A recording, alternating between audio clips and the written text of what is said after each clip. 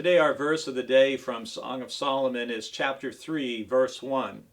Upon my bed at night I sought him whom my soul loves.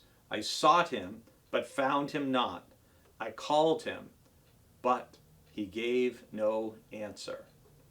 This is actually part of a dream that the woman, the bride, is having where she's looking for her husband to be. And I don't know if you've ever had a dream about someone you were in love with.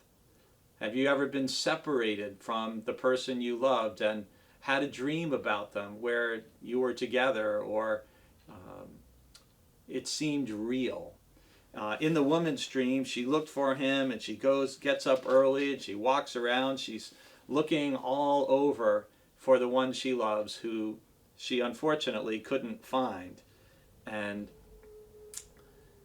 it reminds me, at this time of year, I was in my car yesterday and I heard the song, "I'll Be Home for Christmas," which of course is a song that's meant a great deal to men and women in the armed forces who have heard that song with the line, "I'll be home for Christmas, if only in my dreams." And there is something about being in love and not being able to be with the one we love or the ones we love, or to be home. The rest of chapter 3 is actually a description of a very ornate wedding procession. And for those of you who have been married, I'd encourage you as you read Song of Solomon chapter 3 to look back and reflect on your own wedding day. And what was that like? Who was there? What do you remember? What stood out to you? A few things I can remember from my wedding day to Jill was, first of all, we put the worship service together, and our wedding ceremony really was a full worship service. And we had friends of ours participating, singing songs, reading scripture in different ways. And even though we were getting married, I felt like I was leading a service at the same time.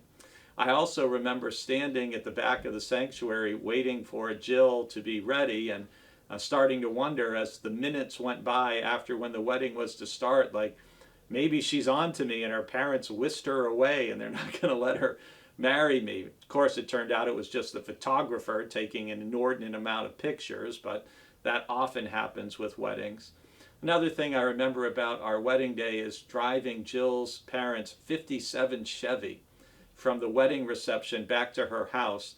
And honestly, that was the most nervous I was the entire day, praying nothing would happen while I drove that classic automobile. Dreams and weddings. These are the sorts of things that Song of Solomon talks about, and things that hopefully many of us can relate to or imagine.